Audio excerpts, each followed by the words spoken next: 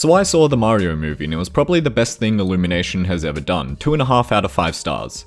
Is the review I actually gave on Letterboxd, and if you're mad about me recycling someone else's joke as my own, then welcome to the internet. New here? But more importantly, I just wanted to give you a taste test for the real experience. But that's not what people really care about. They care about the amount of references you can waterboard someone with until the UN notices. And I just wanted to say to those people that praise this film and other pieces of media for successfully adapting things you recognize, that from the bottom of my cold black heart, I envy you. I envy that you can enjoy mass recycling that would make Al Gore blush. I envy that you can enjoy flat characters that are little more than their costumes. I envy that you can enjoy past the paper thin excuse for a story that purely exists to literally push the characters into new environments. I truly envy you, because I personally couldn't care less if an adaptation is faithful, on a textual level. There are plenty of adaptations and by extension remakes of media that have been pretty different on a textual level, but carry the same subtextual theming and messages. There have also been adaptations that I hate for disregarding or contradicting the subtext, or in the case of High Rise managing to simultaneously faithfully adapt many elements but also add in new elements that completely contradict the subtext and text. The insane demand for adaptations to be strict one-to-one retellings is an outright anti-intellectual perspective that greatly implies a disregard for the language of a medium. It's quite literally the core conflict of adaptation. Book has no story. There's no story. All right,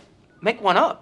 A video game built on player interaction through mechanics cannot be one-to-one translated into a film with no player interaction without the only result of inferiority. If a Bioshock movie was to ever be made and Jack's story was a one-to-one retelling, it would just be bad because of how much of the story and experience is interlinked into the medium. The same goes for Soma, Nier Automata, Skyrim, Dark Souls, the list goes on. Changes need to be made, and when you open up your mind to that possibility, a whole world of ideas opens up. But in the case of Mario, there really isn't fuck all to talk about regarding theme, story, or characters. So I guess they were really faithful, because Mario is a good guy and Sigma Bowser hates female agency. But this in of itself is a perspective of discourse I vehemently despise. Faithful is not a judge of quality. Just because Mario uses performance-enhancing drugs to win doesn't excuse the generic and uninspired world, characters, and plot. And if you think that's a spoiler, then don't worry, because there really isn't anything to spoil because this dish was spoiled on arrival. But before I go on being a big meanie beanie, I will weigh out my criticisms with some positives. The animation is fairly good. It's not in service of a terribly interesting art style, but for what they were clearly going for, they achieved it. The color and lighting is as over the top as it should be. The fact that the film is only 90 minutes is honestly some much needed blasphemy in this day and age. Despite how funny the initial announcement of the cast was, they were completely inoffensive, which is largely a fault of the writing over performance. And there goes all my positives. I know it was nice while it lasted, but just on the note of performances, I really could not stand Toad. He was annoying in the same way that every screaming character is annoying, loud and obnoxious. This is exactly why I watch a lot of Russian media. Everyone is too miserable to show any sort of enthusiasm to get out of bed. I love it. Yet Toad is just one of the countless examples of contemporary kids media needing to have constant loud noises to keep your attention. Jack Black is probably the best vocal performance, but all of the goodwill of built up of him actually trying is instantly taken away when Bowser bursts out the piano and sings his dreams of wanting Peach to marry him. Apart from just being a lesser Davy Jones, the side of me that subjects myself to pathologic believes that this was only included just because Jack Black can sing. It's not really a character detail or a setup for a later payoff, it just exists as a funny means of communicating the character's conscious want. And this scene in and of itself is systematic for why the film seems to have no plot. There is barely any cause and effect, nor is there any actual arcs that reincorporate previous actions. I don't exactly need every story to have Martin McDonagh levels of setups and payoffs, but when the opening of the film is dedicated to Penguin Kingdom genocide, wouldn't it make some semblance of sense to feature them in the third act fight scene? Let alone the entire Kong Kingdom that so much of the plot revolved around? The only real setup and payoff is the shrinking mushroom power-up that lands Bowser in the cum jar, and you are fucking lying if you did not think of that as well. But even in saying that, none of the reincorporated elements have any actual consequence on the story, its characters, or world. By nature of them being called kingdoms, you would suspect it would be monarchs, but nothing seems to suggest that beyond kings and queens exist. But more importantly, how hasn't Bowser already taken over the kingdoms? The Mushroom Kingdom quite literally does not have any military despite having guards for the castle, and the Penguin Kingdom is shown to be very ineffective. perspective. How doesn't Bowser already control everything? I initially presumed it was because of the alliance with the Kongs, but apparently each kingdom is an isolationist. How does trading work? How does the economy work? How does anything even function here?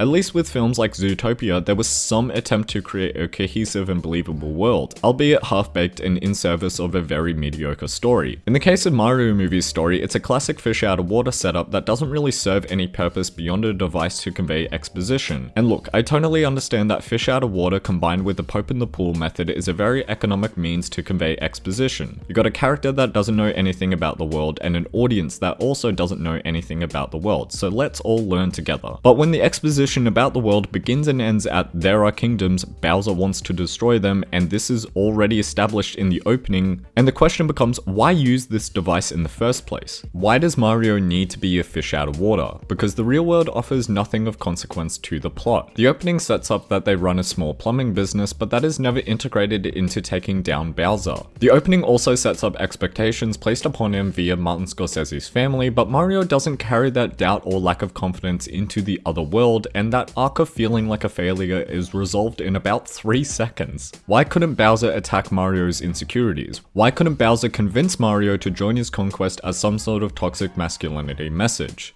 Instead, the story has Mario transported into a new world. Bowser is trying to get a glowing MacGuffin that will somehow get Peach to marry him. So Mario and Peach need to go to the Kong tribe to convince them to sacrifice countless soldiers in a holy war, but Bowser attacks Mushroom Kingdom even though he knows Peach is not there, and then forces Peach into marriage. Mario abolishes forced marriage, Bowser escalates the Cold War, they exit the Matrix, and Mario uses the MacGuffin to become an Ubermensch and beat the shit out of Bowser. The day is saved. Apart from being incredibly poorly structured and equally poorly paced, there is a suspicious lack of brothers in this Super Mario Bros. Movie, because Luigi is just captured for the entire second act. Am I microwave for thinking that Luigi could have spent the second act sneaking around Bowser's castle to learn of his plans so that he could meet up with Mario, they exchange information and work out a plan to defeat him? But by far the biggest letdown is the action scenes. They are completely serviceable, but when the source material's entire existence is based around challenging environments to traverse, you would think that the extra effort would be put into creating set pieces that utilize the environment. But aside from the Rainbow Road car chase, all of the action feels isolated from its surroundings. You would think for how much the internet foams at the mouth for white man massacres every ethnicity to avoid racism allegations, that studios would actually realize that there is a craving for creative set pieces. But no, we get more generic punching and kicking that may as well take place on a transparent PNG.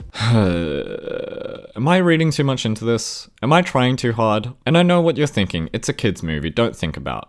But the kids movies I grew up with were The Incredibles, The Iron Giant, goddamn Bionicles 2, which has no right having a protagonist arc that is that competent. Remember when kids movies actually had effort put into them? The Iron Giant started as an adaptation of Ted Hughes' novella, a novella intended to comfort his children following the suicide of their mother, Sylvia Plath. Around the time Warner Brothers was looking for a director, Brad Bird pitched an idea inspired by the personal tragedy of his sister being killed in a shooting. Bird's pitch was eloquently summed up in the logline, "What if a soul had a gun and didn't want to be a gun?" Bird was then attached to the Iron Giant and the rest was history. I guess what I'm saying is taking away our guns leads to bad art. But more importantly, go watch kids films created by people who put effort into the idea to begin with and follow through with unique execution. So I'm giving the Mario movie a 3 or 4 out of 10, go cry about it on Twitter.